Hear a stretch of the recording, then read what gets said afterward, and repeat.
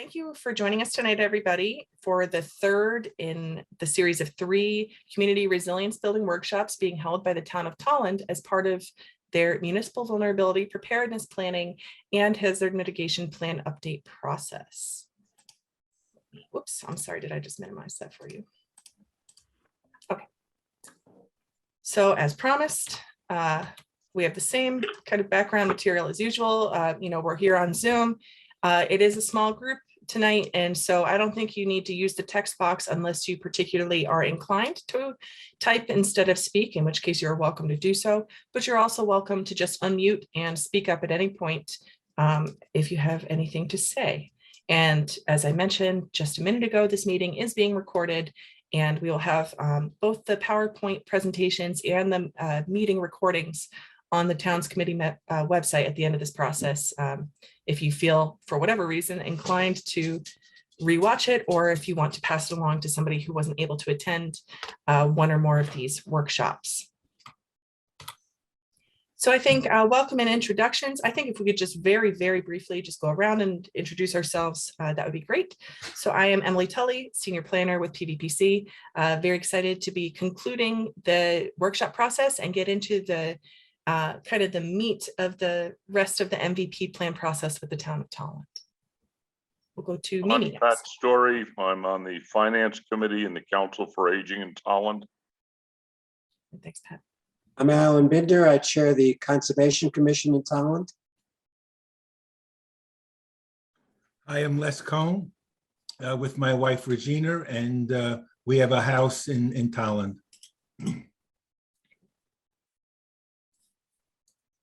Kate Donovan, Tolland Highway Superintendent.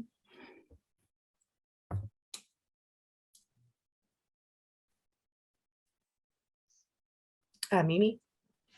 Okay. Mimi Kaplan, Senior Planner at PVPC. I've been enjoying all these workshops and looking forward to what everyone does tonight. Thanks. Jacinta Williams, PVPC. Good to be here with all of you this evening. Great, thanks everybody.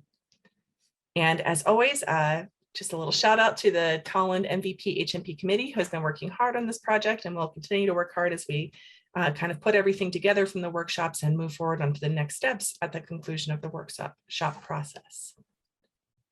So our agenda tonight, we're going to lead or skip through very quickly the intro background presentation part, since those of you on the call tonight have all attended a previous workshop, so you're familiar with the MVP program and the climate change and natural hazard context of the project.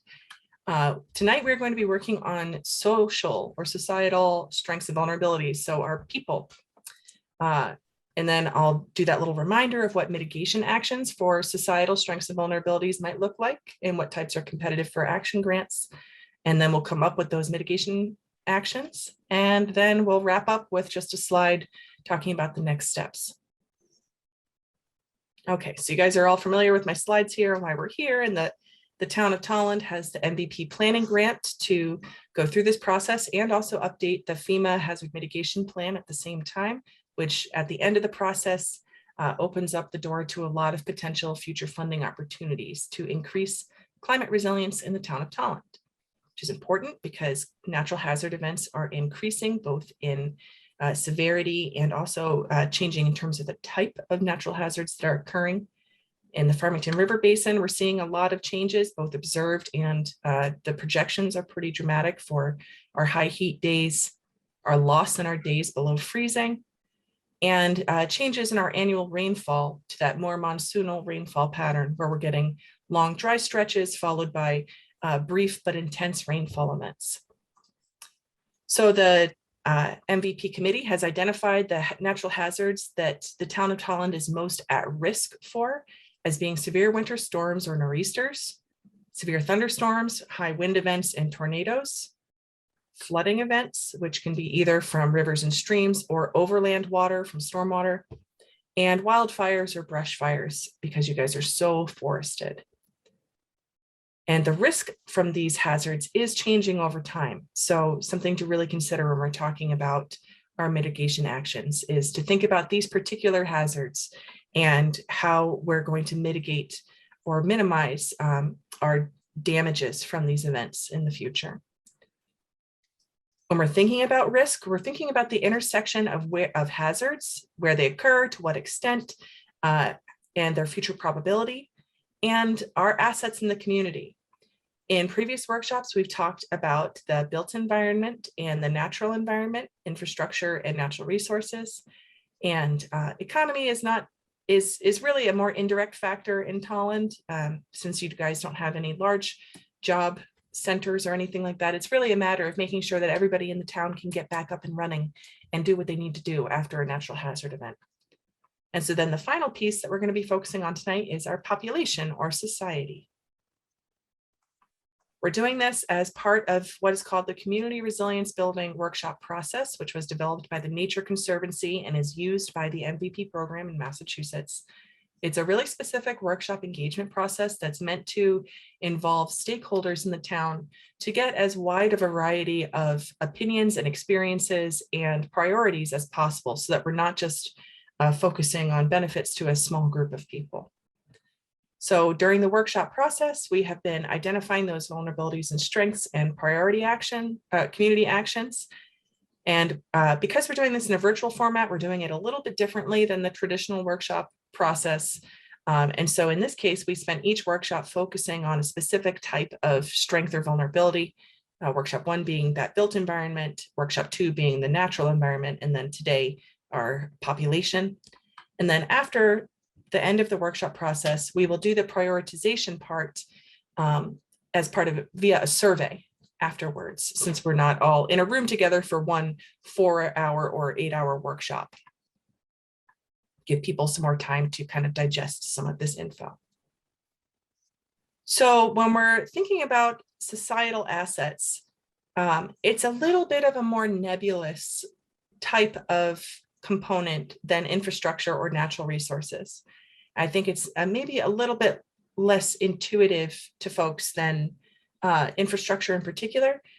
But what we're really thinking about are kind of these questions that are in these boxes here.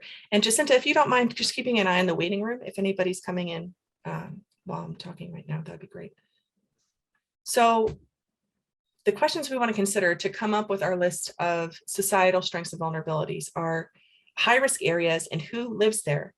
Are they people, do they have commonalities? You know, are they people who are low to moderate income? Are they people who maybe don't speak English as a primary language? Are they people who might be seniors?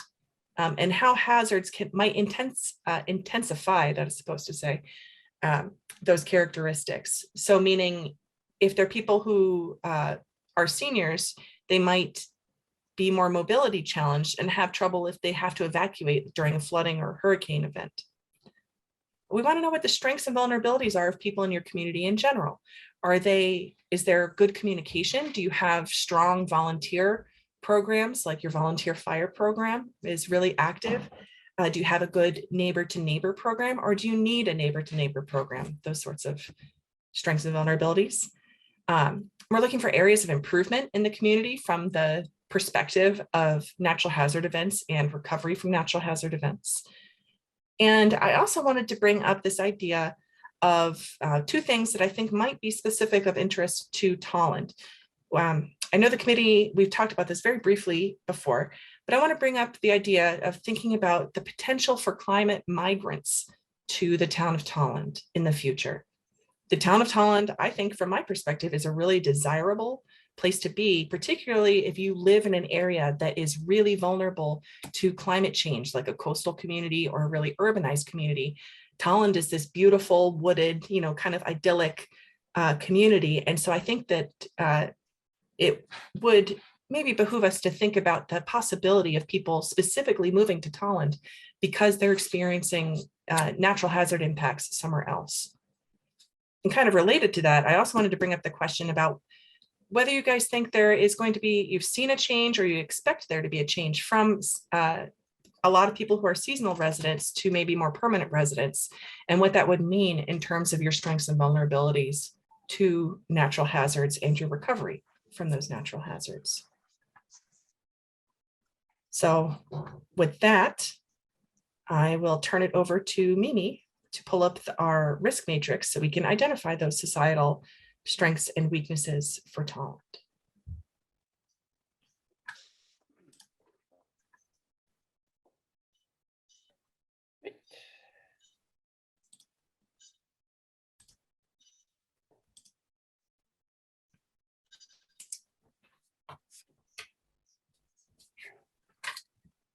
Okay, everybody can see that? Yes. Okay. Thank you.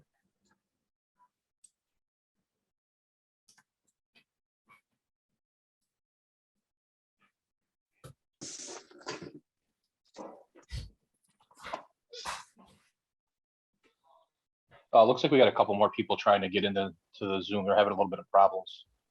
Scott Bleebot for some reason can't get in.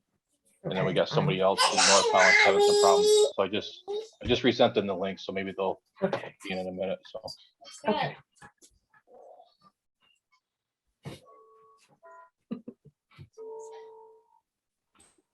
so far as societal, top of my head would be the senior population we have in town.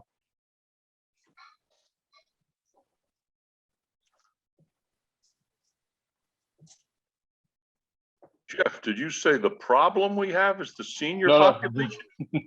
no. I said for as far as societal, the first thing I can think of is the senior population. And it's huge and growing. I tried to get the breakdown from the latest census of Yeah, I was too. of the age, but it's not been released yet for our town. Pat, if Yeah, you can sense. maybe you can correct me if I'm wrong, but wasn't a year or two ago Tolland was one of the fastest growing senior population towns in the state of Massachusetts? Yes, Jeff, it was. And one of the bullets Emily had on her earlier slide was the in-migration, or people going from part-time residents to permanent residents.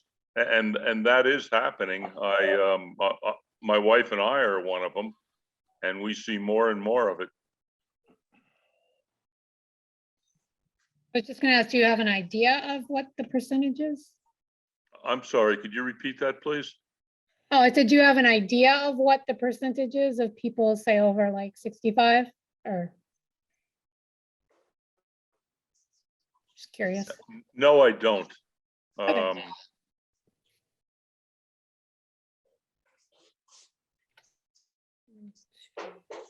Permanent.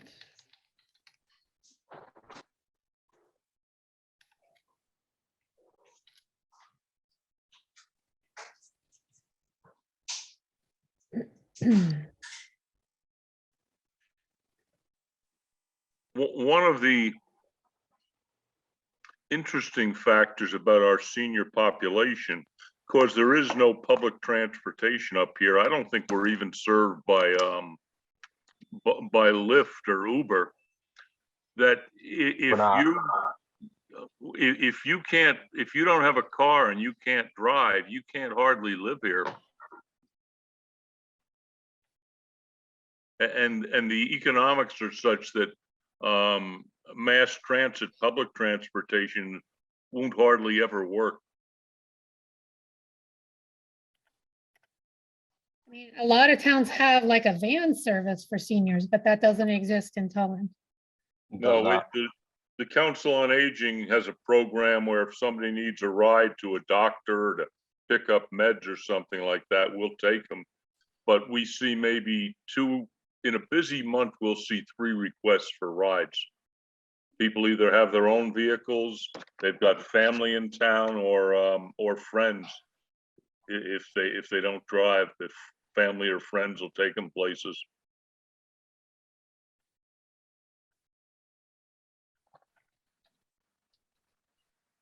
And you could put the Council on Aging as a positive on the societal, because they're a very active, well-organized, and very helpful group of folks. I'd like to say that, but we're not as active as we'd like to be. Yeah. It's difficult getting volunteers for anything, as Jeff can, the fire department's done a fabulous job getting volunteers, but it's tough otherwise. Absolutely. Give me 2 more years to teach and I'll drive you anywhere you want to go. Hey, David, okay, how you been? And by that time, I'm half doing of all right. school, by that time, Dave, half of Schoolhouse Road will be paved, so it'll be a smoother ride. Yeah, I'm hoping to take the little Fiat through there, you know.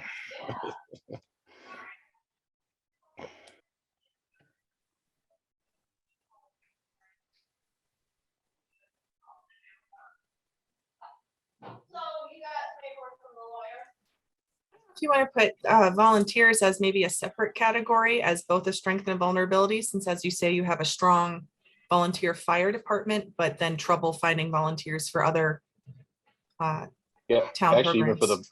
even for the fire department, we ended up going regional. Oh. And opening up our fire department to volunteers from other towns who might want to join. So right now we have members from Tolland, Granville, and Southwick who are all on our fire department. Yeah.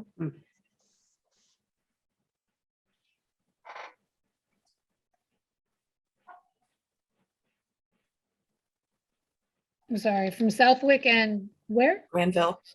Granville as well.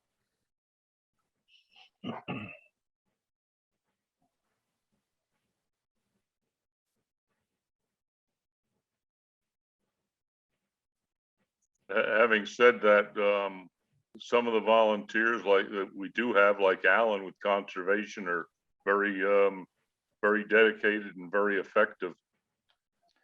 That's a great point, Pat, that most of the people who sit on the boards of our town government are all volunteers.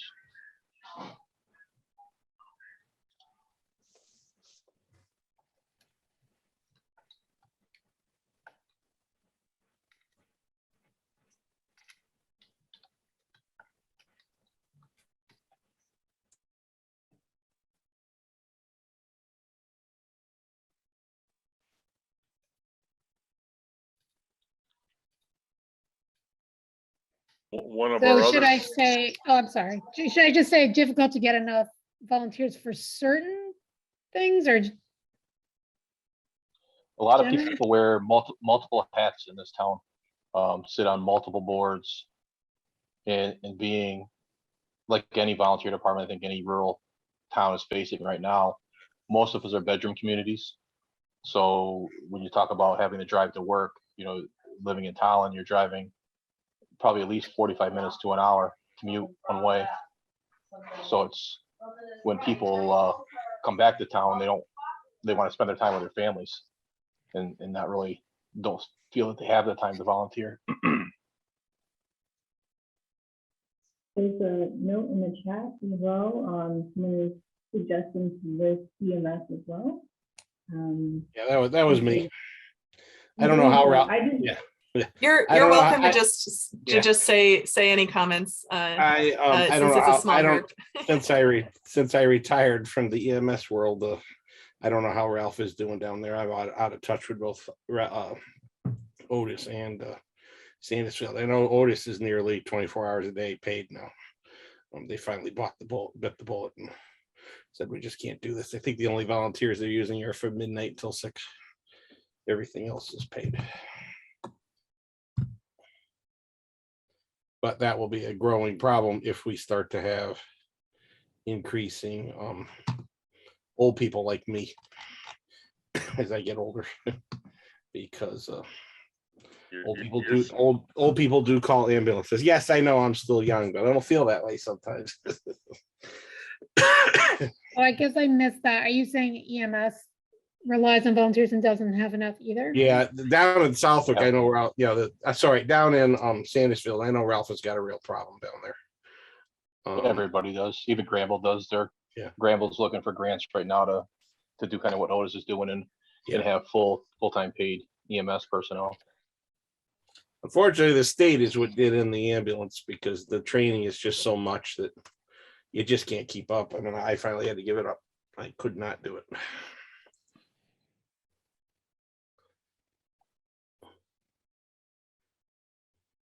And ambulance, as people get older, I know in the summer times when I'd work for Otis, Tolland and Otis, we'd run 10 calls, 12 calls a week.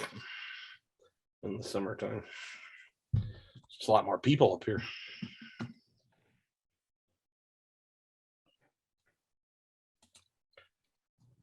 One of the other societal issues is children. I think Yep. we're down to around 30 school-age children in our population of 471, which goes along with our aging, our graying.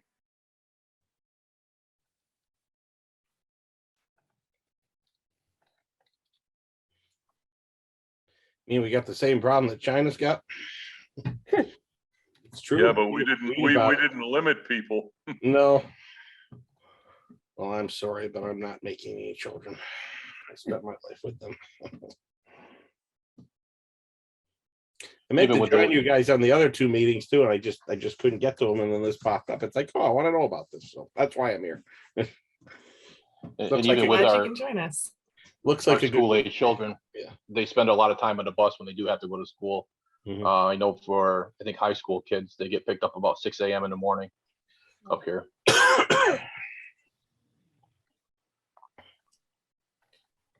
Where So is you guys are the part of regional a school? regional school district?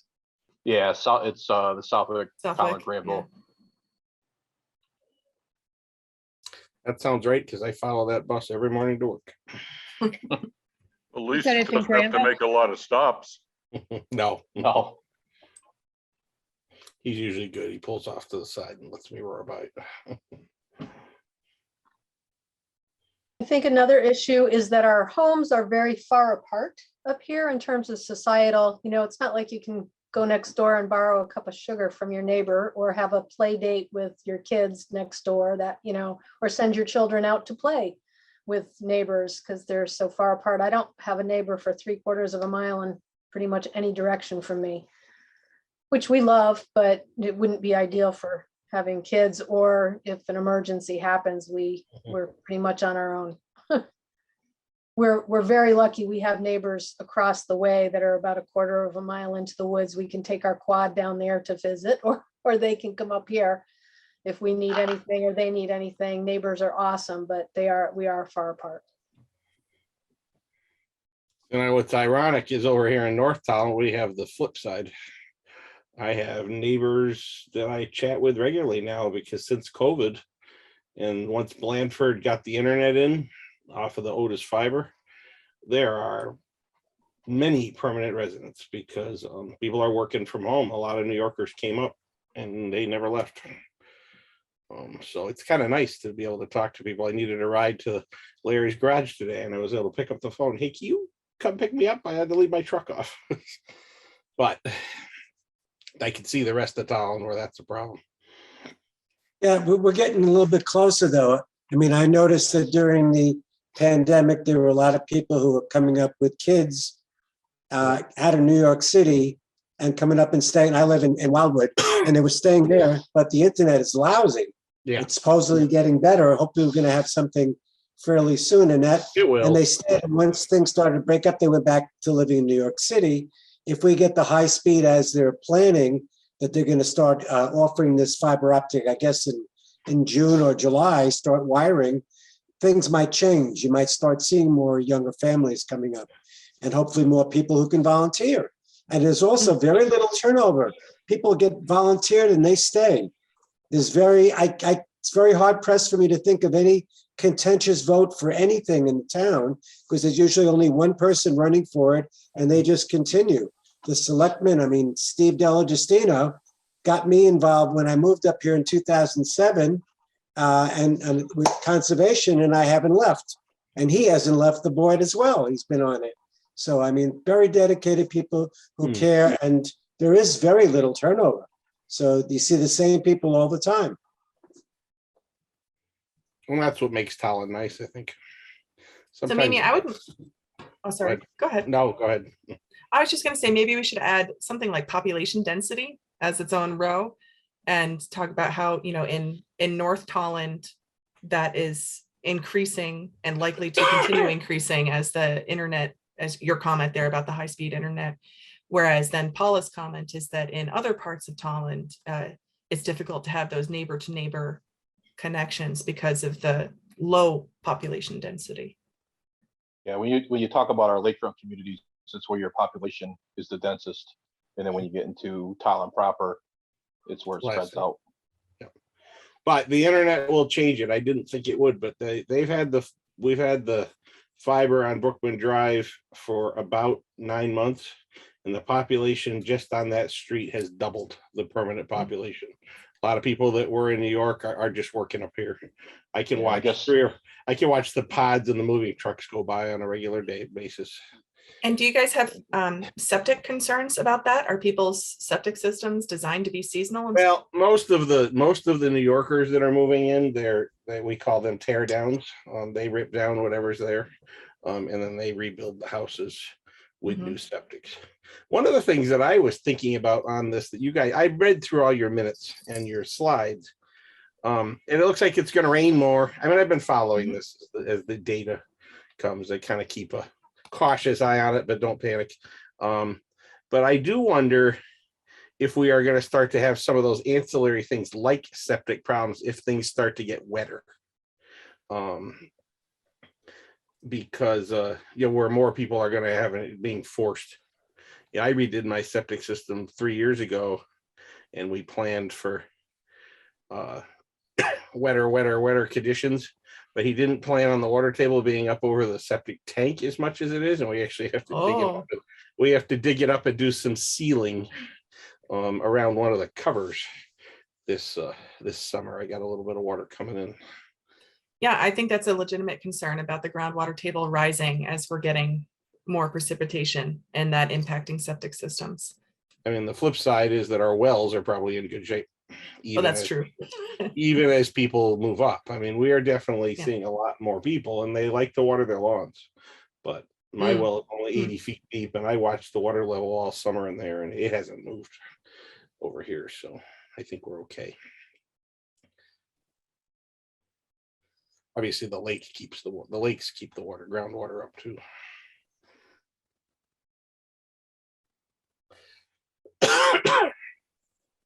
You talked about the kind of community feeling or neighbor, kind of neighbor relations. I don't know if that's something to put on as like a strength. Because it's so small that people, have close relationships, rely on each other. We'll go back to 2008. I mean, that's a long time. Other than, I'm not sure how everybody's been in town, but I mean, look at how this town was devastated by ice. And look how the town came together. We had this town cleaned up, and I mean, we had it passable in a week. When the National Guard showed up, that's when things started to go bad. And as soon as we sent them on their way, things got better again, because they didn't know how to run a chainsaw. But I mean, we had this place cleaned up. Over here, we pulled together. Once we were sure all the power was off, everybody was out cleaning and pushing and doing anything they could. We were back out to the store over here in 2 days. So there's a lot of that volunteers. It's risky because sometimes people aren't trained properly, but maybe ongoing, that's something that we should start to look at. Is like way back in the nuclear devastation days, we used to have these sort of community groups that just kind of were an awareness. What did they used to call that group? It was just an awareness, back when we used to worry about getting bombed. Just some basic things,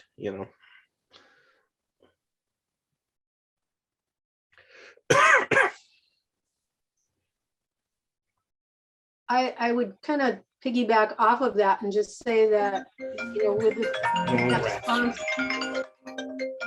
Sorry.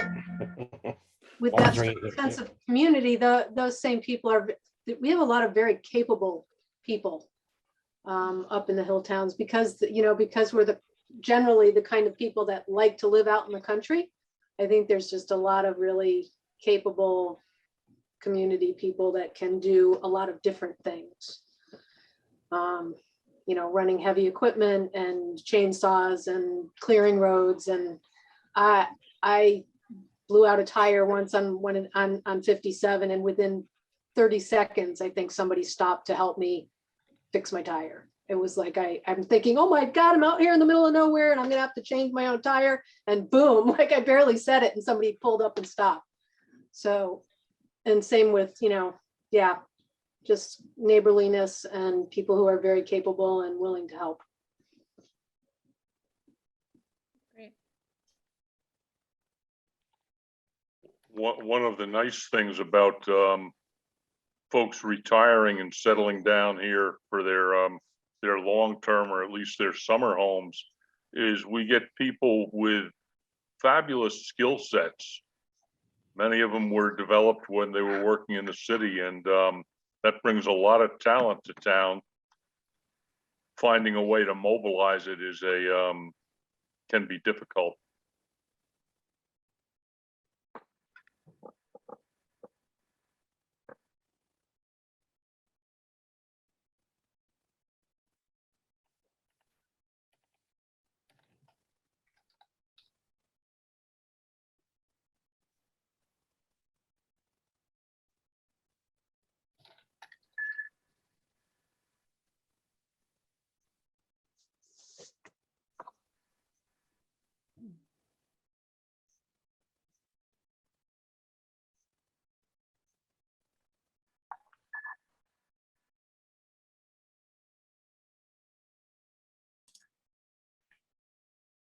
Well, is there anything else you guys can think of in terms of specifically vulnerable populations or specific groups or organizations in town that provide that sense of community besides just the general bond of Tolland?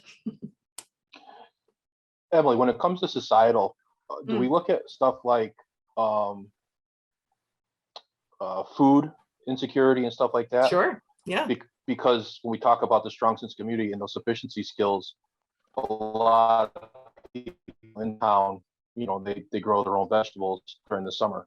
And then we periods of drought, or even like last year with all the rain that we had, devastated a lot of the people who are trying to grow their own vegetables, and then they have to then go rely on buying from grocery stores or local farmers markets and stuff like that, who might be experiencing the same difficulties as your regular backyard farmer. Yeah, we might end up moving that to environment, but it's one that certainly straddles the two, and so that's a really good point that to include in either case. Sorry, I'm a little stuck here on what to write. What was it's many people in town rely on homegrown food, vegetables, and that is vulnerable to the changes in precipitation and temperature. Okay.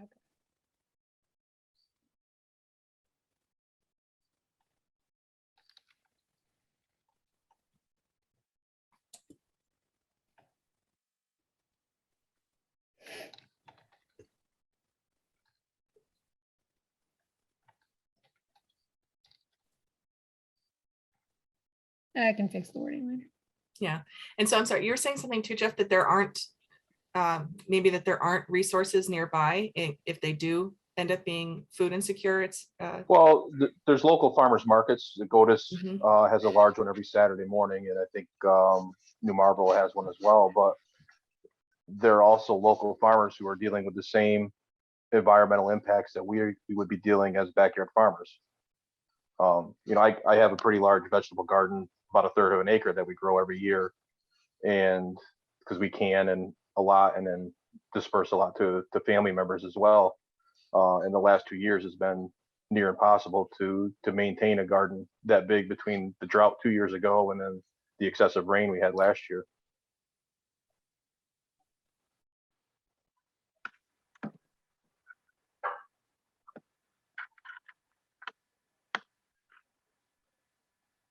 And even the farms, like when you go down to Southwick, come fall season last year, it was all the local pumpkin patches down there. Their pumpkins just rotted in the fields. They didn't have any pumpkins at all. Are there actually, are there farms that are like market farms in Tolland? We have no market farms in Tolland at this time. We do have a local store, which has had local people sell their stuff there. That has happened. That's very recent. As far as the food insecurity, the town is also served by the food pantry down in Southwick. And at one point, the pantry started having a truck come up here every week with food to be picked up. And it was so poorly subscribed to that they discontinued it. But I know some folks from Tolland do go down to the pantry in Southwick. And Pat, did I hear that Meals on Wheels is now available in town for senior population? I had not heard that. Okay, Ed had told me that Ed Demigan told me that his parents actually had Meals on Wheels delivering to their house, I think twice a week. Wow. I know some folks have, in Otis, our neighboring town, they've got it's a much bigger town, 1,200 people, and they've got a fairly active set of social programs, and they may extend over here for some people.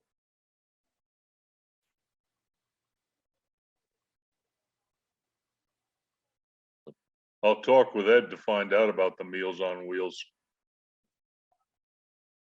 And my father lives down in Connecticut, but he's very dependent on Meals on Wheels. He's got that macular degeneration. He can't drive now. So between the grocery delivery and the Meals on Wheels, and he's able to stay in his house, but we don't, I think about what'll happen if I get that. My mom and my dad both had it, so I'm probably going to get it. I'm counting on self-drive cars. Take me to Katie's. Dave, the problem with those are they need lines in the center and the side of the road. Yes, I know. Yeah, I know. No, I know a lot about them. I teach a robotics course. Oh, then you know about that Tesla that just hit a robot. Yep. The nice thing over here is Katie's actually does deliver. If they will deliver to seniors over, in around the Otis area. So the North Tolland people can take I it. didn't know that. Who delivers? Katie's, they won't. Yeah, they will deliver over to North Tolland if you're in need. Just ask. What is Katie's? Katie's is our little local store over in East Otis. Sorry, it's the one over in East Otis. It's a small grocery store, but it's got just about anything you need, including an excellent butcher counter. All of my groceries come from there. We have to keep that place going. And in the middle of the pandemic, you could still get toilet paper at Katie's. She never ran out. That's important, So they deliver to people living only in North what part of Tolland. town? North Or Tolland. the North Tolland, anything in the 269 area code or prefix or whatever, the Otis, East Otis. I mean, you have to ask her, and she charges. And but she's been doing that for a while. She doesn't make it real public. She just tries to help out people that are kind of in desperation.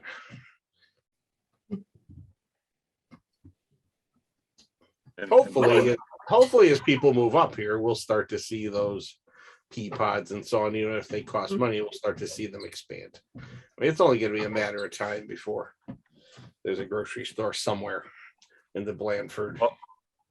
I've been told that the pea pods from Stop and Shop in Feeding Hill will deliver to Tolland. They will. Wow. Okay. Yeah. Even if you got to plan it a couple days ahead, that saves everybody.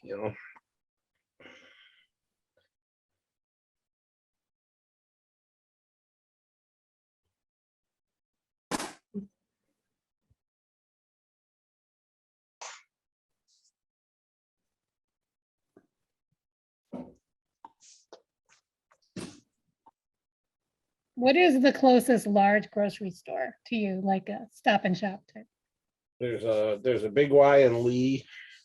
There's a Stop and Shop and Big Y and so on in Westfield. Oh, And Southwick. And Yeah, I was then gonna say Southwick would have and been then my guess. Southwick is for you guys in the south end of town. Yeah, it's probably Southwick, the Big Y. For us Actually, over- for us Actually, over- there's a Stop and Shop in Winstead, which is 20 minutes Mm. away. yeah, for you guys down on the south end of town, that's quick. Yeah. Oh, There- once we paved that schoolhouse road, then it's gonna be quick for us up in the north too, Going through there about 75 miles an hour. Kind of switching gears, something we very lightly touched on in an earlier workshop that I was just curious about was whether there are large events at somewhere like Dance New England that bring in like a lot of people for a temporary period of time. There is. Yes. Yeah, Jeff can echo this too. I mean, I was on the fire department in the ambulance for 25 years before I retired, and the town of Tolland population can jump to 3,000 or 4,000, even 5,000 on a weekend. If you look at North Tolland and Otis, we top 15,000 on fireworks weekend, which is the week between 4th of July and the fireworks that are over the lake. It's estimated there's around 15,000 people up here. It's just amazing over the years that we haven't had like a major disaster.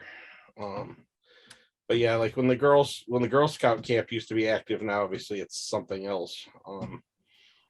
They would bring plenty of business to the ambulance. I understand there's some events at the Dance New England / Girl Scout camp Yeah. that draw upwards of 1,000 people. Yeah, it'll be even more than that this year. Yeah. And then couple that sometimes with other holiday weekends, there's other people who use their property for recreational commercial events that bring in 500-600 people to those events as well. So like Dave said, it's very easy during the summertime that we can see 3,000 to 4,000 people in town for the week or a long weekend. That used to scare me, but as time went on, it seemed like it took care of itself. I think we were lucky. But there's also the biker rallies that come through town in the fall or the spring. I forget when that is. The off-road motorcyclists come through town. We've had bicycle rallies come through town. That can be a lot of people. I remember having a mass casualty incident when 6 bicycle riders crashed into the side of a bridge trying to pass each other. Sheesh. They were hurt worse than motorcyclists. But try to find 4 ambulances in this town. You can't do it. I've got a comment from Les that says Berkshire Organics delivers to North Tolland. What was that? There's a comment in the chat from Les that Berkshire Organics delivers to North Tolland. Oh, okay.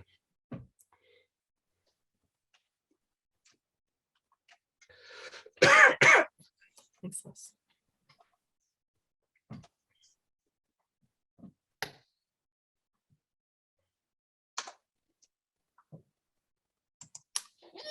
Oh. Yeah, I don't know if it goes under societal or back up with infrastructure, but yeah, we get a ridiculously large number of motorcycles that go through like all summer from spring through fall, even though there's biker rallies. These are just like, weekenders and whatnot that hundreds and hundreds of bikes every weekend. And in the wintertime, count the number of snowmobiles. Now, obviously, if this new information is true and we're going to get less snow, then that will affect that. But yeah, this is kind of 57 is kind of the gateway to the Berkshire. So this is how people come up to Lee and Lennox and also along. So the traffic is very consistently heavy throughout the summer and especially on weekends. Weekends in the winter, 57 picks up a lot of skiers going to Butternut. Oh. Yep, and all the ski areas. We said the snowmobilers are everywhere. We got kind of burned this year, but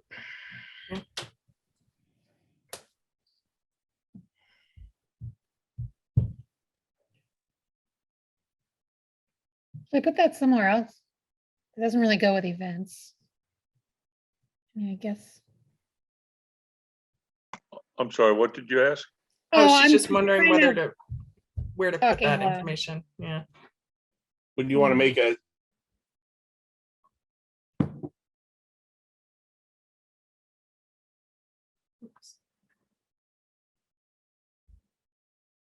or something like that.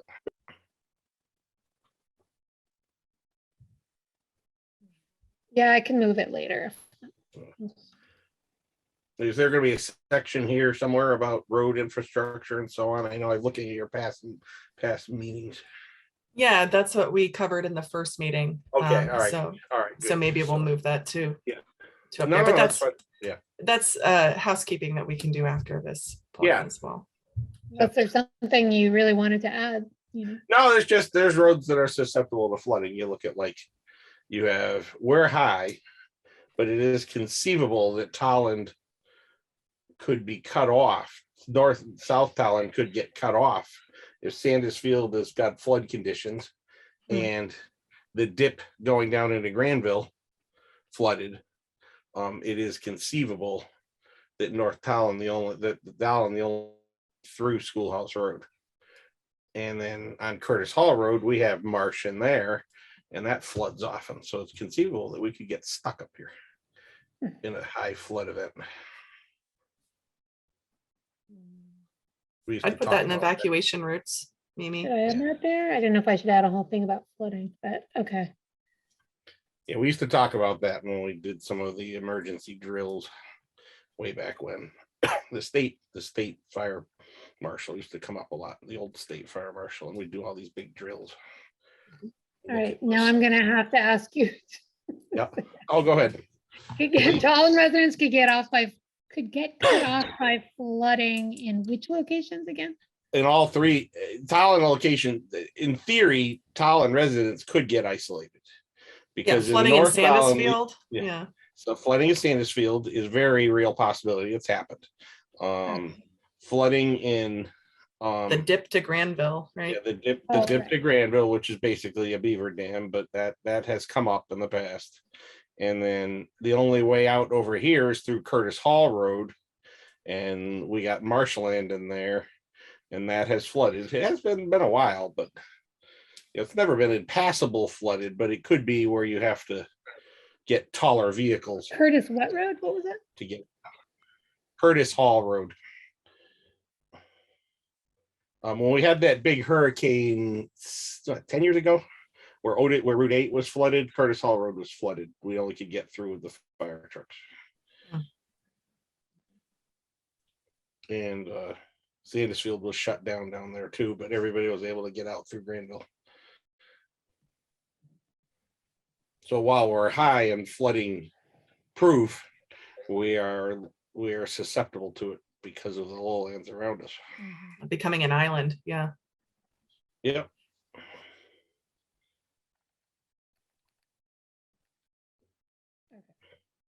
That happened to a lot of places in Vermont after Irene. You know, that they themselves weren't necessarily having problems, but they couldn't go anywhere because everywhere at lower elevation was cut off. And it was somewhere in all this that there's a smaller thing like, mosquito mitigation. I mean, things like that. I mean, we're going to definitely see an increase in that sort of stuff, which could bring disease in theory. I don't know if that fits anywhere or not, but we're starting to get these wetter spread. Yeah. I can tell you that it's I've been up here my whole life part-time, and I've been up here full-time since I started working when I was 19. This is the earliest ever that I've been outside today swatting mosquitoes. Yeah, mosquitoes here in Williamsburg too. And they're out before the black flies. Yeah. Like they switch places. So, and I mean, obviously we can all do that, but they do bring disease sometimes. Yeah, absolutely.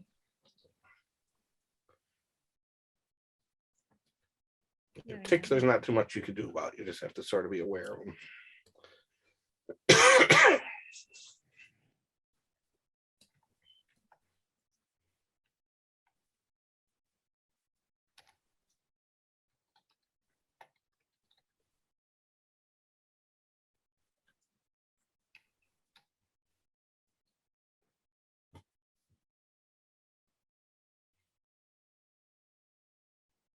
Okay, anything else on society? Well, we've got a few more minutes on that.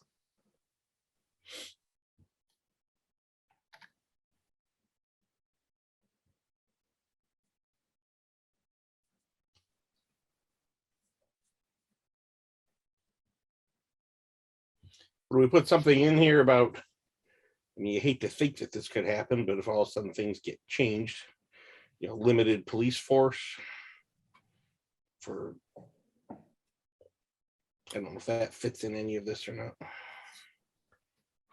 Yeah, we can add it in that you guys have a limited police force. I always think of like situations where all of a sudden things got bad quickly. We've never had a problem in town, but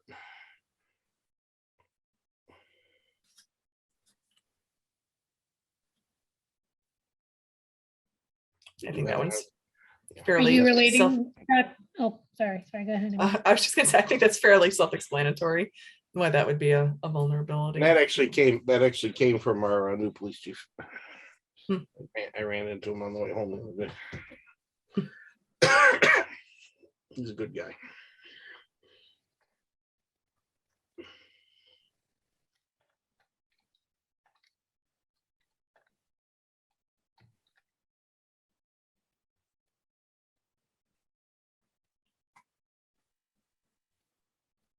Of course, the flip side of it is how many gun licenses are in this town? We have 544 residents and 400 or so gun licenses. So people can take care of themselves, maybe. I was thinking more like an evacuation scary. type event, Yes. not like a Those zombie are the- type event. Well, those are the things, you know, and the other liability that comes into play, and we saw this in 2008 with the ice storm, was because, like our fire department, we were cut off from each other the way the ice storm hit.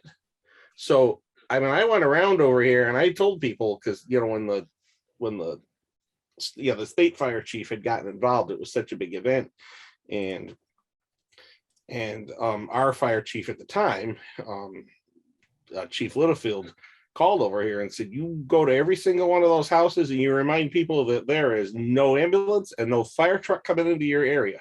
So don't set anything on fire and don't hurt yourself. We were so isolated from each other. And at the same time, our volunteers, I was useless to them. I couldn't do anything. We were cut off over here for about 3 days. Jeez. This is something I forgot to ask during infrastructure, but you just reminded me. Do you guys have designated helicopter landing sites in town We do. for this type of situation? Yeah, We do. that's good to know. I'm just thinking about, you're saying like, you know, people are cut off from ambulance access and things like that. They're for Lifestar. You know, the Lifestar folks have all our coordinates. Okay, that's good to know. There's not, it's weird. I was looking at some map that you guys posted and it showed a helicopter landing zone over here, but I'm not aware of one. That's interesting. It would have been information we got from the 2016 Hazard Mitigation Committee. Yeah, because it's right up the road. It's like, if you like right in Driftwood Shores. You know, I think it was a Driftwood Shores beach area. Is that what it was? Okay, all right. Because I thought maybe it was that large septic system that Jim Richards had. I mean, you only need 60 by 60, so it's not as huge as you think. But used to be 100 by 100, but now they. Yeah, and the beach area can more than accommodate that. Okay, that's where it is. All right. Good. That's good to know.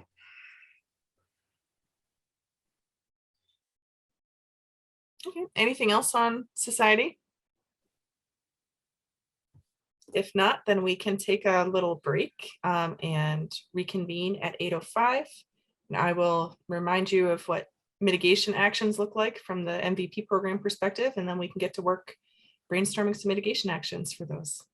So I will put up a little timer for everybody for 7 minutes, I guess.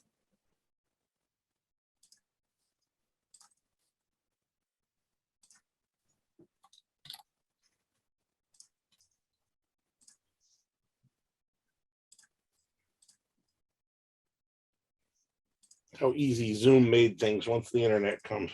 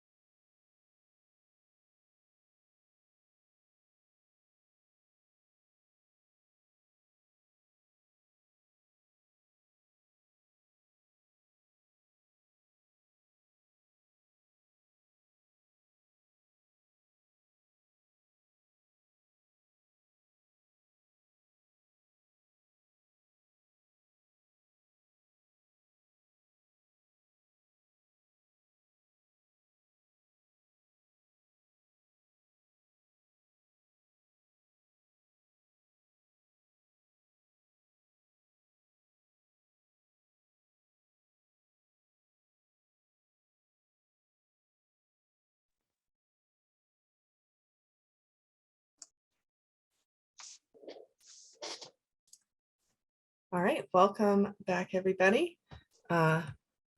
We had a good little break. Oh, sorry, my computer is all of a sudden yelling at me.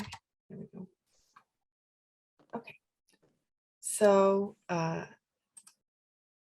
now that we are, we've come up with that list of societal strengths and vulnerabilities, our next step is to, as in the previous workshops, come up with our mitigation actions. So as before, I am going to share my screen. Make sure I'm choosing the right one here. Oh. And just talk very briefly about what mitigation actions look like from the MVP program's perspective.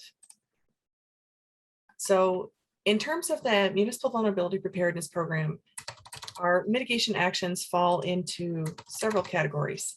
That planning, assessments, capacity building, and regulatory updates category, design and permitting, and then our physical construction and on-the-ground implementation. In the MVP program, they really do focus on the nature-based solutions. This isn't something that is quite as relevant, I think, to our societal mitigation actions, but something just to keep in mind that the MVP program really likes those solutions that are related to mimicking the natural processes. And so an ecosystem-based approach, because it provides those co-benefits of both directly addressing your issue like flooding or heat issues, and then providing what they call co-benefits by providing benefits to human well-being and also to the environment at the same time. There are a lot of examples of nature-based solutions that have been implemented by other communities through MVP action grants. They tend to mostly be in the infrastructure arena. We talked about these a little bit last time. They're things like looking at stormwater and reforestation and river restoration and dam removal and beach nourishment. Projects that are not competitive under the MVP program are things that have to that will lead to additional generation of greenhouse gases, because the MVP program was conceived under an executive order intended to reduce greenhouse gas emissions in the Commonwealth. So projects that involve diesel generators or tree removal, or projects that are just about the status quo rather than addressing the changing conditions associated with climate change. So academic studies, emergency preparedness projects that don't incorporate those climate projections, and things that just repair to previous conditions without considering those additional changes associated with changing natural hazards over time. So just some food for thought, some kind of general examples of societal projects that other people have put into their MVP plans are things like strengthening volunteer opportunities for residents in whatever form that may take that makes sense for a specific community, increasing hazard awareness in high-risk areas or throughout town through education and outreach, fostering a neighbor helping neighbor program if that's not something that's already in place, doing an assessment to identify specific vulnerabilities to determine those resident needs during natural hazard events, conducting routine evacuation drills and what they call tabletop exercises, which is where you take something like an emergency action plan that's associated with a high hazard dam, and you take the plan and you take everybody who's involved theoretically in emergency response as identified in the plan, and you get them all in a room, and then you have them go through the process of the plan, how everything would work if there were an emergency that occurred, you know, who would be responsible for doing what, and kind of figure out how that would all work actually in a non-emergency setting. And then another one might be something like extreme weather flyers or communications about available services in case people aren't aware of what's available to them during natural hazard events. So with that brief introduction and food for thought, I'm going to turn it back over to Mimi, go back over to that risk matrix and come up with some mitigation strategies to address our strengths and vulnerabilities that we identified.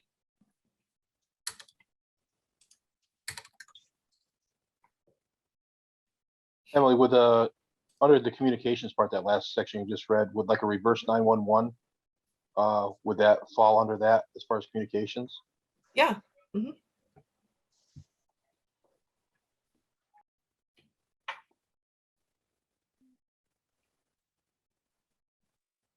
I know you want to be able to see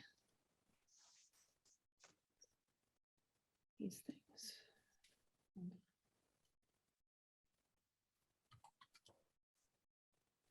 All right.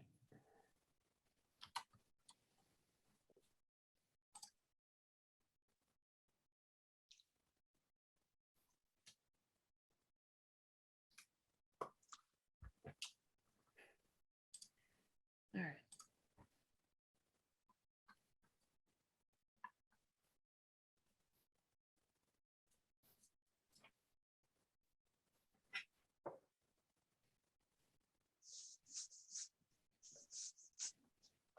So I think Dave already came up with one earlier when you guys were talking about that strong sense of community.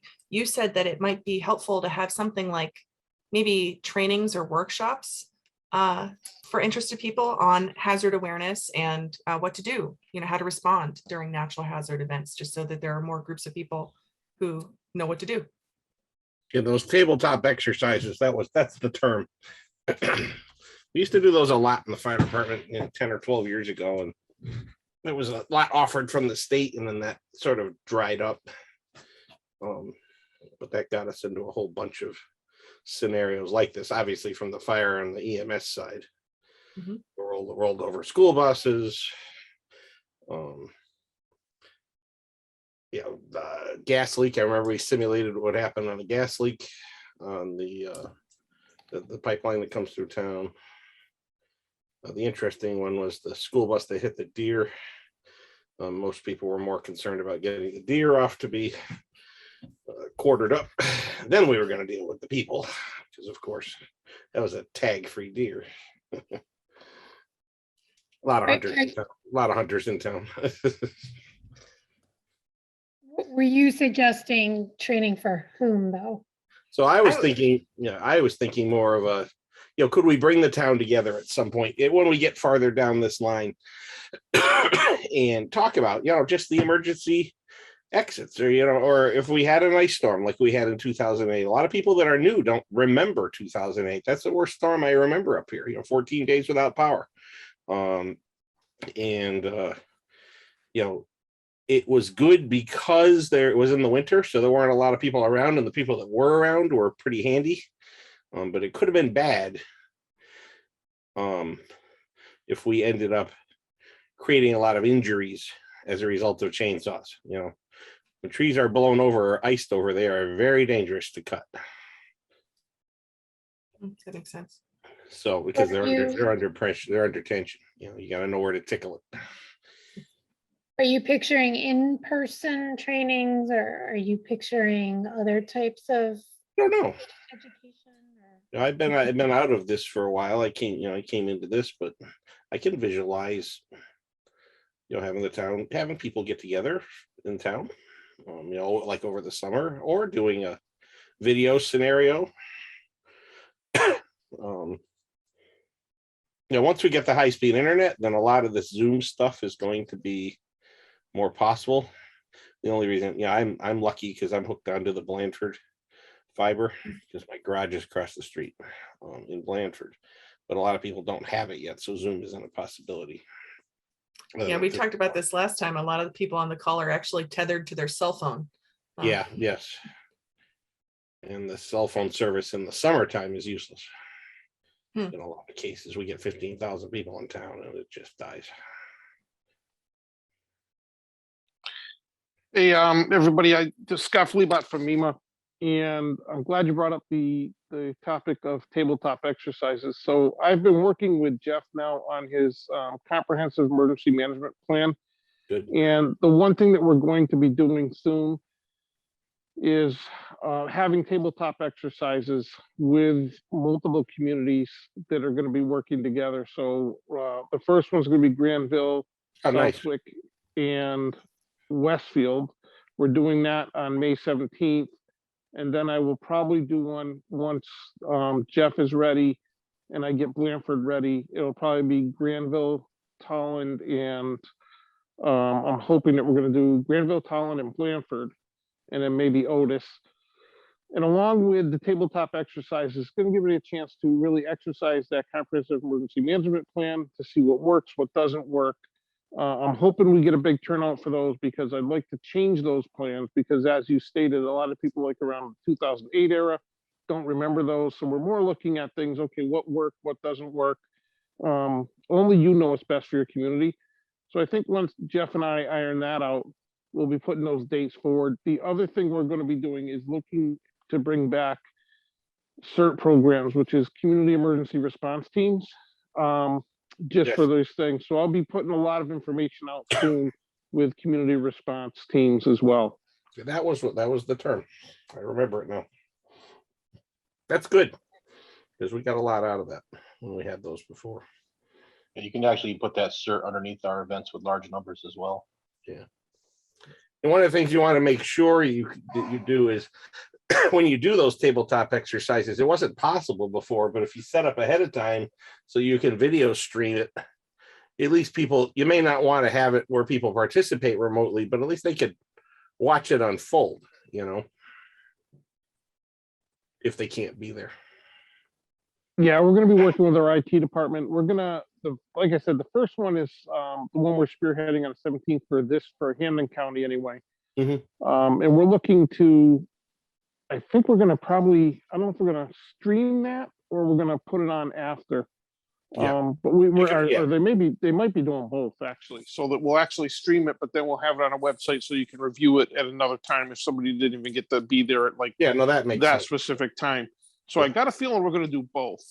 Yeah, well, once you stream it, you have the recording.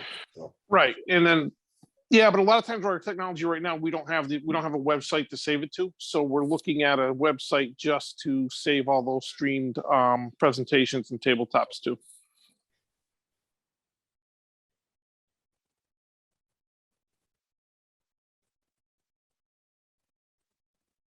And I gotta say, Jeff has been really proactive with the SEM plans and everything else. So we're, all the plans actually. And I think, now we're got to change things. You got a new police chief, a new DPW person. The good thing is both of them are experienced. They sort of know hazard mitigation. They get all the emergency management plans, so they get it, which is good. So I don't think it'd be too hard to pull them into the mix and put them into the fold. And I know Kate has written grants and she's been along with hazard mitigation a lot. So she really gets it. She has a strong understanding of the whole process that we're going to be using. Jeff and I rarely cross paths because of when I got out, but from all I hear, he's one of the best. So thank you, sir. So Jeff, you're saying that Tolland is going to try to bring up a CERT program in town? That's kind of the discussion of where, if we're going to need it for these events with large numbers. Because even right now, the capacity that we see some of these events that have come in, they're well beyond the scope of what we can actually handle within the town emergency services. And so Scott, you're saying that funding is being reinvigorated in MEMA coming up. Well, the funding for the tabletop exercise and everything else is definitely there. Yep. And we are, yes, and there is going to be more money for CERT teams. As a matter of fact, we're having what they call a CERT rodeo. We're trying to do a big presentation with all the CERT teams in the state. It's going to be in Leicester, Massachusetts. And I believe that's going to be on, Jeff, I think I sent you the information. I believe that's going to be May 23rd. Yeah, May 23rd. That'll be May 23rd in Leicester, Mass at the old Becker College. And that'll be an all-day event, and anybody is welcome to come. Any communities, anybody that's interested in starting a CERT team, we'll have several CERT teams there, and we're going to talk about it. The other thing that I'm looking to, I'm sort of spearheading it. I'm just trying to get the idea with the feelers out for the police chiefs, because there is going to be a dip in the way that we are able to use auxiliaries and part-time police officers. Well, actually, there will be no more part-time police officers. Well, there'll be part-time police officers. They're going to have to be fully trained. But to make a long story short, we can see in the future where there may be a shortage. We're getting volunteers to put that much training and commitment into the police academy. So we're going to be looking at what they call volunteers in police services. And those will be equivalent to auxiliaries. They won't carry guns, but they'll be able to help out with large crowded events. They'll be uniformed. They'll be eyes and ears of the police department helping out with traffic and a lot of other areas that we can do it. Their training will be a little more intensive than the regular CERT teams. And again, that is when I go down to meet with the local chiefs, we're going to see if there's an interest in the VIPs. So we're going to try to get the volunteers and police service program back. And we are going to really look at a strong hold at the CERT teams, because I think the CERT teams are going to be critical for the small towns. So can we back up just for a second there? Why are we losing our part-time police officers? We're not losing police officers right now, but what's going to happen is with the new Police Reform Act, there'll be no more reserve academy. So the old reserve academy was part-time nights and weekends. So what they're doing right now is anybody that's a reserve or part-time police officer is going to be able to go through what they call a bridge program. They're going to have to go to 180 hours of training. They're going to go through some online training, and they will get a full-time certification. So I don't think that we're going to have a big issue right away. I think that a lot of those guys are going to take advantage of it. The problem is the younger guys, when you put them through that training and now they're fully certified, why am I going to work for Tolland, Granville, Otis, or anything else for 20 when I can go to Springfield or another town that's short on cops and get a pension and make $35, $40 an hour? You're going to start to lose those people. Once you do filter through those people, to get new people, now you're going to tell them, okay, you can be a part-time cop and I'm going to pay $20 an hour, but you got to go through a 6-month academy to do it. So because basically what's happening what's happening is the same thing that's happened to EMS. Exactly. The training got who makes these decisions and fix it? So it doesn't happen. Well, the problem is right now that is out of our control. So when they had the Police Reform Act, they have a police reform committee that took over all this, and the oversight board that took over for policing. They work in conjunction with EOPS, which is Executive Officer of Public Safety. And so that group has come up with the training curriculum that we're going to need. And there's just going to be no more part-time cops. Everybody's going to be there's going to be trained to one standard. There's going to be one standard of police, and everybody's coming under the same umbrella.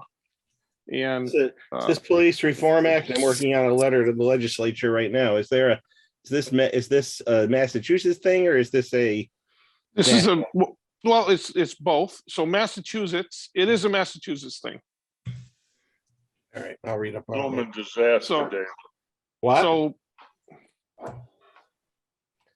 I said it's a blooming disaster. Sounds like we need to be emailing our new representative there and getting him on board with this, because this stuff is just destroying these towns. I don't know the horse is out of the barn. So I don't know. You get it back. Yeah, I don't know if you can. I don't know who you're going to email at this point. It is so far gone that, like somebody just said, the horse is out of the barn. Yep. This is moving forward. It's pretty much a done deal. And I'm for it to an extent. And I would have been for it if we could have had training. I think to have a cop with the training and the extent of knowledge that they have to have now and the liability they have to have, everybody needs the same training. But what I really wish they would have done was had it in block training, so that if you had somebody want to be a part-time cop or go through it and still hold a job, they could have done nights, weekends, Tuesdays and Thursdays, and a Saturday or something like that. And then it's just extended out a little bit. But the way they did it and how they did it, they're really going to cripple small towns. The biggest problem that a lot of the small towns have, I don't know how Tolland stands on it. I haven't talked to Ed Deming and I haven't talked to Steve yet. Well, Ed retired. Ed retired because. Well, I know, but I mean, Ed would have a handle on it because he was aware of it before he retired. Yeah. And I haven't talked to Steve in a while. But the problem they're going to have is you're going to get a lot of small towns are just going to fold up their police department because they cannot afford to maintain just the training for this, to put all you guys through 108 hours training, because part of that is 40 hours of VVOC training, which is your vehicles. They're going to have to go through that, firearms training, defensive tactics, So the cost is going to be really high. A lot of places, I know West Springfield put aside almost $2 million to train some of their part-time guys. They needed to maintain 20 to 30 for the Big E, and it's going to cost them about $2 million to train everybody the way the new state mandates are. A lot of places couldn't afford that, and they just folded up. So I think the other option is you're going to see a lot of regionalization. Expansion of the state police probably too, you know. No, I don't think you're going to see it. I don't think that the state police can't maintain it. I don't think that even with the money, you know, you take B5, there's only 2 troopers out of that barracks for 16 towns. And they are not really going to filter. I don't think they're in a position to hire enough people with the amount of people that are coming on. And then with their attrition right now, people are leaving as fast as they can. So the minute they get time, nobody's staying anymore. They're retiring. I didn't want to derail the meeting. Sorry, that was. Oh, that's okay. It's a real issue. I just jumped in on this. These states these decisions keep coming out of Boston, and they are going to cripple these towns. And hopefully people will start to hear it, because that's ridiculous. I mean, we have this wonderful little police force in town that works. We have almost no crime in this town. The whole system works, and now the state destroys it. So, I mean, unfortunately, there's 400 gun licenses in town. I guess that's the flip side of this. But anyway, that is the reason that we're looking at, though I didn't mean to go off too long, but that is the reason we're looking into the VIPS program and the CERT teams a little bit stronger. So we're going to try to fill some of those voids, give you some options, and we'll see where it goes. Yeah, and it does sound like those might be a potentially good fit for Tolland, you know, give you the flexibility to manage these summer influxes in population in these large events. Mimi, can you scroll back up to the top, please? At the top of the society. Just the top of society. Yeah. Yeah, you can see there. Yep.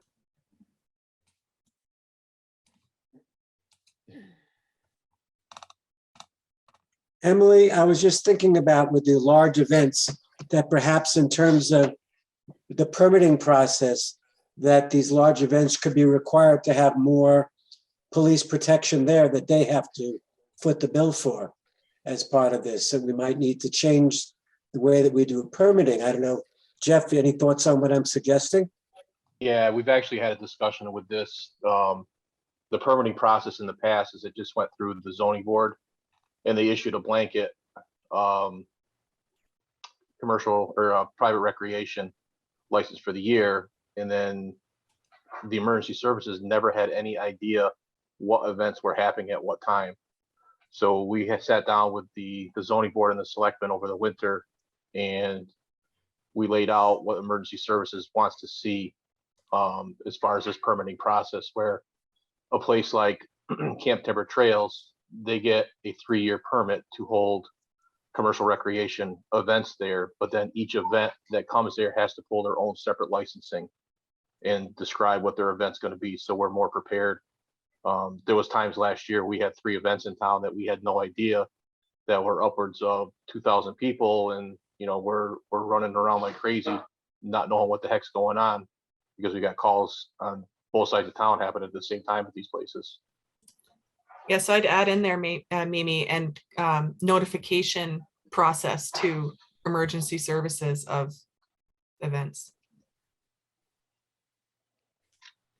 So as it stands right now, they pull a permit through zoning for the property, and then each event has to go through the select board with a separate permitting process through the select board, which each emergency department gets to check off, you know, what they're going to require for that event to happen.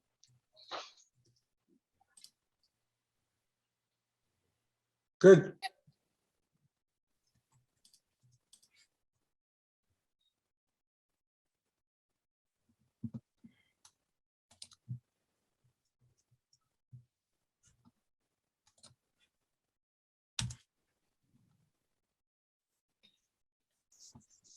So we've got about a half an hour left. And so I do just want to kind of bring it back to this natural hazard event focus for the MVP program when we're thinking about some of these things.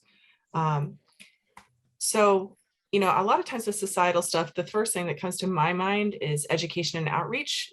You know, so I was wondering if that might be helpful for some of the population density, just to create maybe some materials that folks can access, new folks to town or people who haven't been around for a long time, so that they are aware of services, evacuation routes, best practices to minimize or avoid natural hazard events. Do you think that makes sense? Yeah, definitely. Even if it was a static, like signage material that could be placed at camp timber trails or up at like hiking trails or stuff like that, where people actually know what area they're in. Because we've got calls before, the emergency calls and stuff, such that the people don't even realize what town they're in. Oh, no. So maybe if there's something at the the head of a trail, or that's a handout or something at all these events, that if there is an emergency, people know how to properly call 911, or how to or where to go in the case of an emergency.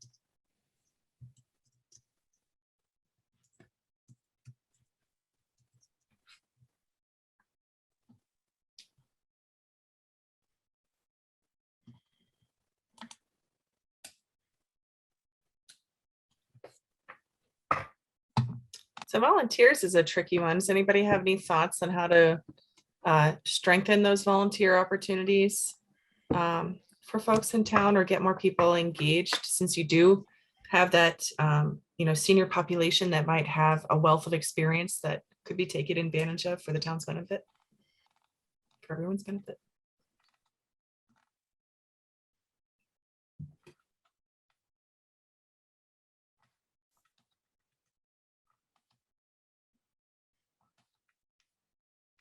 Yeah, Jacinta. Yeah, I think if we had some good ideas, we'd already be doing them. Well, you get the advertising on the website, doing the email. As you start to get these things more organized, we have the email system, which is how I knew about this meeting tonight. So that works.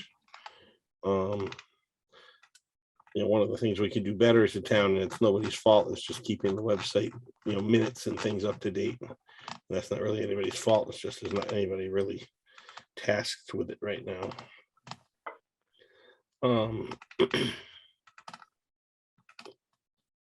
Bringing it up at the town meetings. That's the one thing where everybody kind of gets together. The town caucus usually draws more people than the town meeting.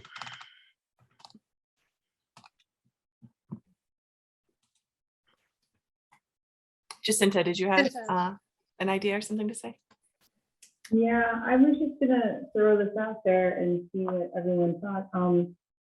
Taking into account the demographics in terms of there's only like 31 or 35 school kids, right? But how many high schoolers are there? Because what I was thinking was maybe there's a way to do some sort of for credit collaboration with the school district, and maybe start training or at least passing down some of this knowledge with a volunteer program or some sort of like pipeline, so that people wanted to get credit for interning with the fire department or interning with EMS, or learning about these sort of like mitigations they can do to start. That might be a way to go, so that you're sort of retaining some of that knowledge within the community, and you're also helping the youth to kind of know what to do in the event of an emergency, and they can also be an additional aspect as well. So that was the next question. Does Massachusetts, I'm a Connecticut school teacher, so I don't know that much about Massachusetts. Does Connecticut students all have to do a community service component in order to graduate? It's 30 hours that they do during their junior and senior years. That's something that happens in Southwick.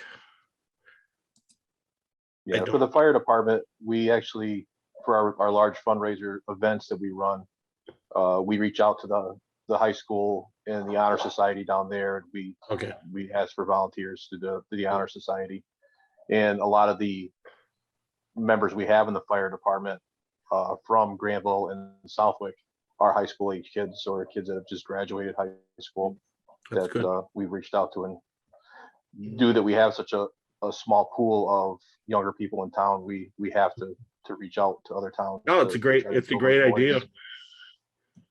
They'll all get married and have kids at some point, and they may end up coming to our town. Yeah, that's the problem is how do we retain younger people to stay in town, being that we're a bedroom community that's so far away from everything. Yeah. I haven't heard those tones in 3 years. I don't miss them. I don't miss them. Yeah, we were just talking about high school students for another project. We were talking about outreach, and I'm not sure if there's a statewide requirement for community service. We were talking about it from the Honor Society, and then also athletes in some school districts have a community service requirement as well.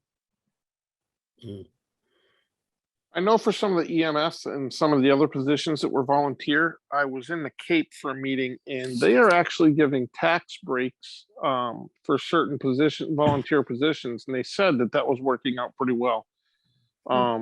It's just something to think about. I'm not suggesting really, I don't know your financial situation, or if there's something an avenue you want to go down, but it's something I know somebody else is doing. We broached that. We tried that a couple years ago. We brought it to the town to see if they would offer tax credits, and it kind of died on the vine with the younger people who might be living with their parents. Do the parents get the tax credits? And that's kind of where it died, that people didn't want to extend the tax credits to the household that the family was living in, or the volunteer was living in, I should say. Yeah, I know the Cape did it by the household. So the volunteer in the household, the credit went to the household. With so few high school students living in town, it's problematic getting the other kids to come up here to volunteer because they've got to drive. It's a long ride.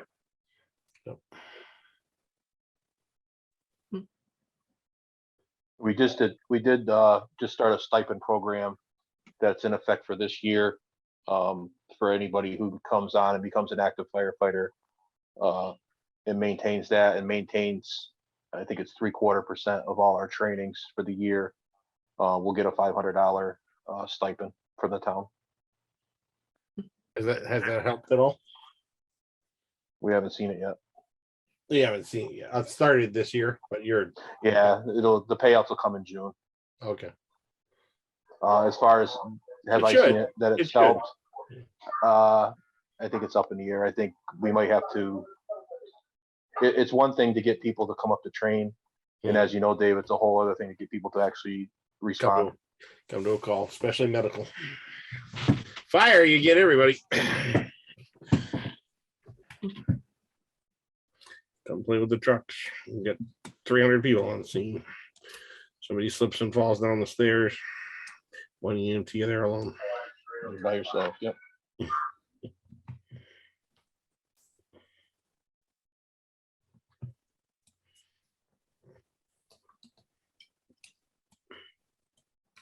One of the things that our town, I feel our town does poorly, is its communications process. And that cuts across many of the things we've talked about these last 3 weeks.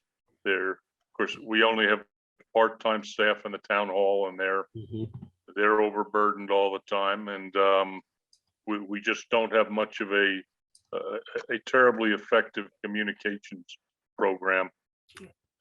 Way back when we had the Tolland Tatler, the newspaper, things were better. That kind of fell apart on us. That's on my list.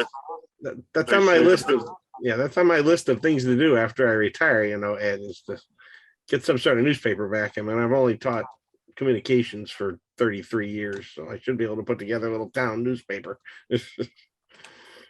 The biggest difficulty with the old Tattler was getting the articles submitted by the different department heads in Different a dates. timely Yep. manner. Yep.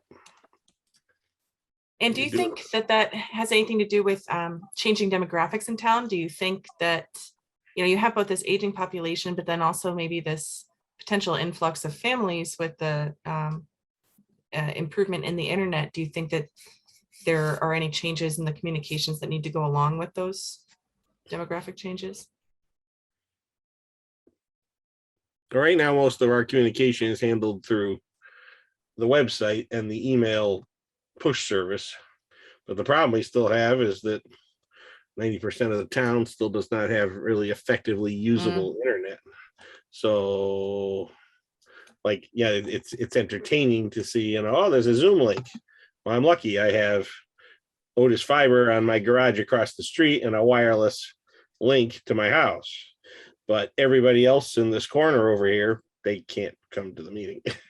Well, that's a good point. Like, yeah. That's a good point when it comes to our senior population. Maybe we should have an outreach or a training program to teach our senior population once we get fiber optic and faster internet, actually how to utilize virtual meetings and virtual groups and such. It doesn't even have to be senior population. I know a lot of people, my age that have no idea how to utilize Zoom or anything. Seniors are great with social media, that I know, but and that may be the other thing that we pick up is maybe we start expanding to. I'm gonna ask if you guys have a Facebook page. That's how a lot of people do HasCom these days, because a lot of people are on Facebook and the word spreads really fast. It's almost like the old phone chains used to be. Yeah, we share a community forum with Granville.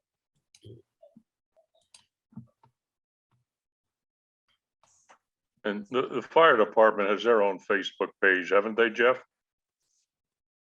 Yes. And I believe the police department does as well. Since the pandemic, the Conservation Commission has been holding all its hearings on Zoom, and the contractors that have to travel from out of town are very happy to do this because they can do it from home. It's worked out very well, much more efficient. So to get more people on board with this in the future, it's great. Sitting at home to be able to plug in and learn about what's going on. And that was one of the perks that came out of COVID. I had to teach cabinet making and carpentry for 3 months from home. That sounds challenging. We did a lot of design work. Well, my husband's an 8th grade science teacher, so he had to wrangle same eighth thing. graders, on virtually. Not fun. We got through it. Through it. Everyone survived. Yeah. The sad part over here was, the kids up the road on Brookman Drive where there's no cell service. They're just kind of landlocked. They were picking up, they lost the whole year. They were picking up paperwork from the school every day. Wow. Is there anything else for your senior population that could improve their ability to respond or recover from natural hazard events? And it seems like transportation is potentially an issue. Yes. We don't really have a central gathering place either during an emergency, because the public safety complex, which is our main focal building in town, is actually going to be pretty much housed by emergency personnel. So if we ever had someplace we needed housing or something like that, we don't really have anything that would be utilized by the whole town. A lot of the lakefront communities have their own clubhouses, but that's can be used by them. But when you talk about town as a whole, there's really not a building that they could go to if it was a winter storm or something like that. We had mass power outages with a diesel generator where they could get warm or anything like that. That would be being utilized by another agency or multiple agencies.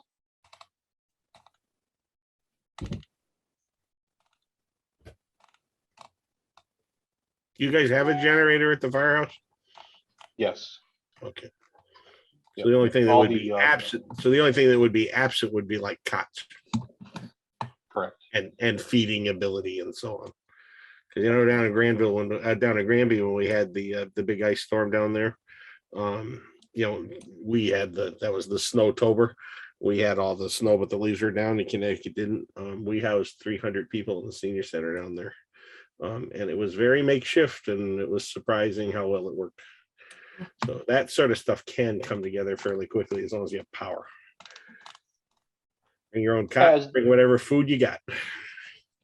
Has the Council on Aging ever talked about the house that's on the green next to the church?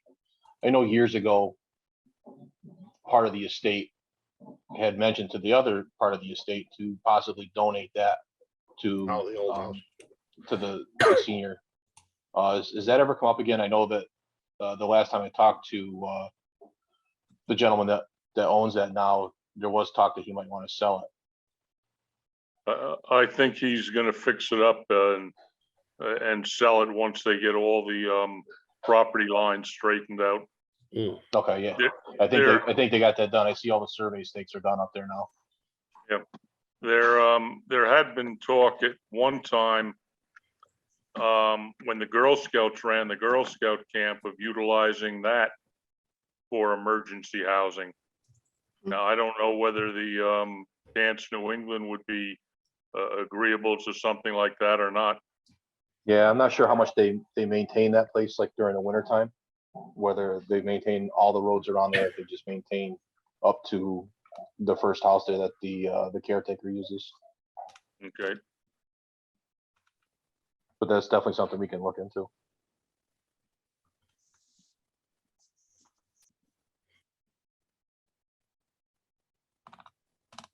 So Emily, I guess part of it that could open us up for grant possibilities would be I mean, remember you saying like to purchase a piece of property for something.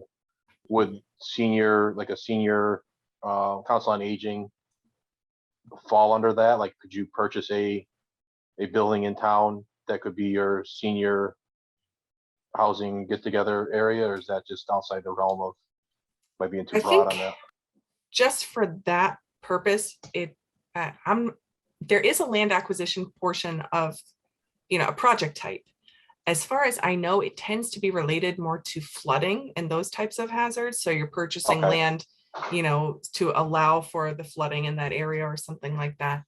Okay. There is, just thinking you can do projects like identifying locations for an emergency shelter or something like that. That's definitely possible under MVP. That'd be worth looking into. Yeah. Or even just equipping what we have, with the cots or whatever. Storm in the police department trailer. It's empty.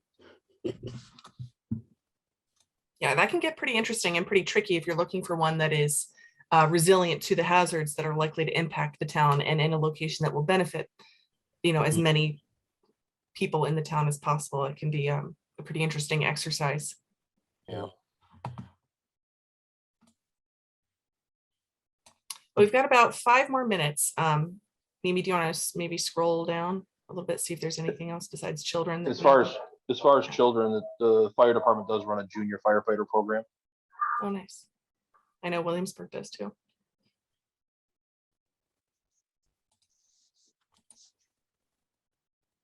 Which I'm aware of because my 3-year-old is obsessed with fire trucks, of course. And so I'm already thinking like, oh boy, 10 years, he's definitely going to want to be part of that. Oh, and I don't let it get in his blood. Actually, it was a good thing. But don't develop vertigo. The strobe lights will kill you. Under food and agriculture,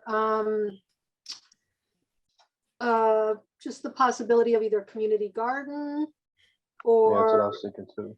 Or that was my even, thought too. Yeah, community garden, or if people didn't want to do that, or there's enough individual gardeners in the town to have our own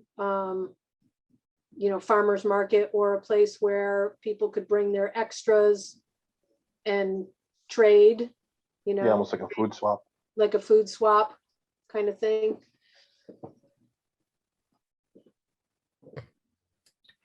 A produce swap. I don't know if the town has this. I'm trying to remember if I heard that the town has this where a building, I think it's over where the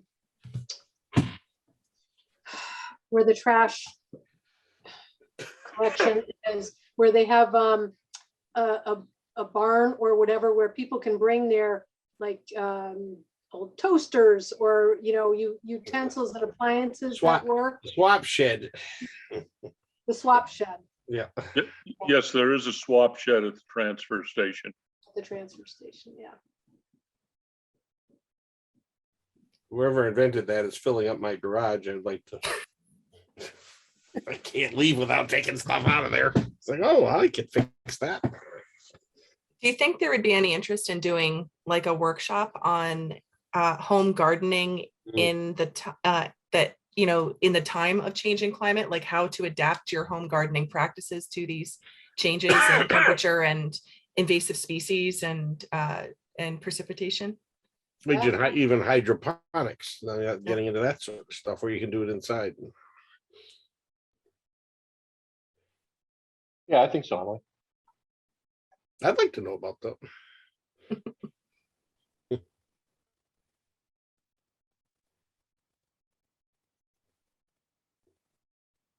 That might be something that I could propose to my VRT group. We're working with, we are collaborating with libraries to bring climate related programming to communities. And we've got a bunch of stuff coming up, and that would be a cool thing to add in.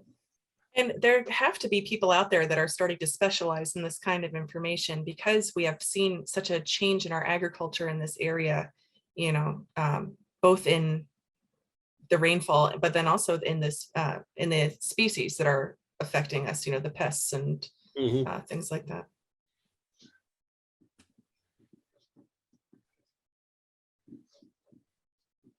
Well, I don't know if your group also works with 4-H groups, but there's a new 4-H collaboration multi-town that's starting in our area.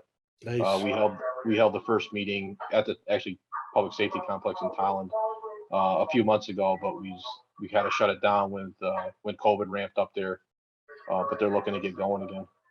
Okay. They're just in their infancy. They're just trying to get started now. And Right. Mimi, Paula's group is Voices Rising Together.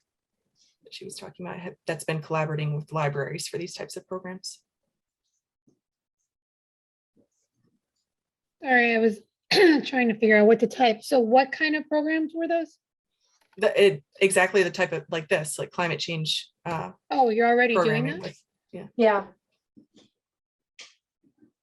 Yeah, we did some programming with several libraries. We have 7 or 8 libraries that we're collaborating with now: Southwick, Agawam, Granville, kind of Tolland, and I want to say a couple. There's a couple more.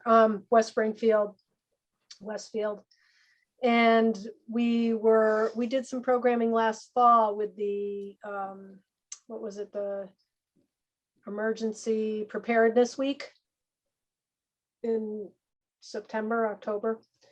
And we coordinated with all the libraries to do some programming with them. It worked out great. We're going to do it again this fall, and we have a 3-part climate change program that we're putting on. that's awesome. So the workshop on the gardening sounds like a great idea, something that we could add into that. I think it's nice to have some of these, like, you know, daily life type of things as well, you know, not something that's like hugely big picture or daunting for people, but like this is something that, you know, you can adapt to in your daily life and like actually your day-to-day practical you know, impacts.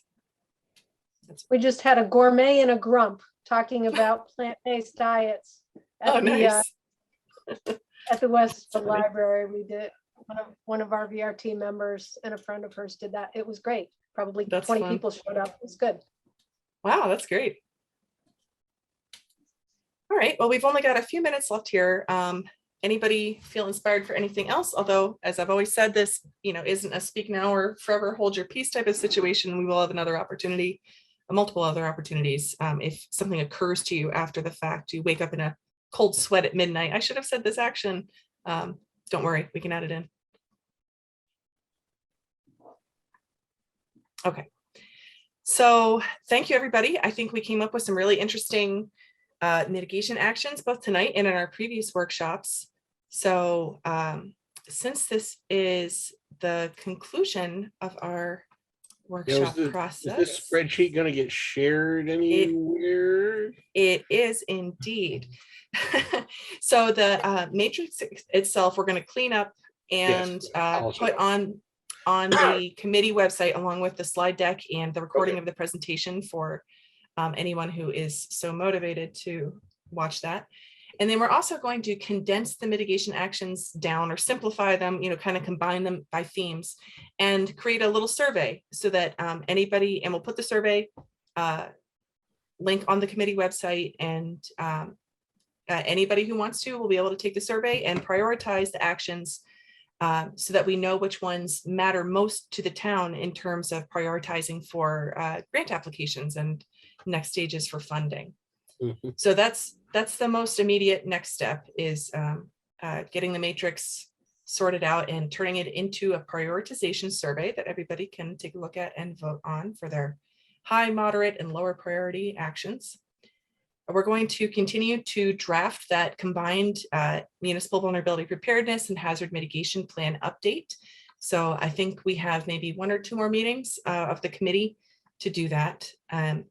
And then once we come up with a draft plan, then we're going to have a big public meeting, which is referred to in the Community Resilience Building parlance as a public listening session. Mm-hmm. So this is in the May-June timeframe, probably end of May, early June, because this grant wraps up at the end of June fiscal year. And so in that, we are going to present the top mitigation projects that were actions that were identified as part of this process, and just give everybody a chance to weigh in on what they think the hazards most likely are to be in the future in Tolland, what they're most concerned about, and what they think the priority mitigation actions should be. And so, something we can talk about in our next committee meeting will be what the format should look like for that public listening session, whether that's, an in-person meeting that is dedicated to going over this process and the results, or if it's part of an existing meeting, like a Board of Selectmen meeting or something like that. And then we will finalize that MVP HMP plan by incorporating any feedback or comments that we get as part of the public listening process. And then once we finalize that, we submit that to our regulatory agencies and then hopefully get certified as an MVP community, and the HMP update is accepted. And then you can move on to thinking about how to access some of the amazing grant money that is out there right now to implement those projects. I would say with your public listening session, try to keep it as late as you can within your timeline, only because June is when people start to show back up. Oh, interesting.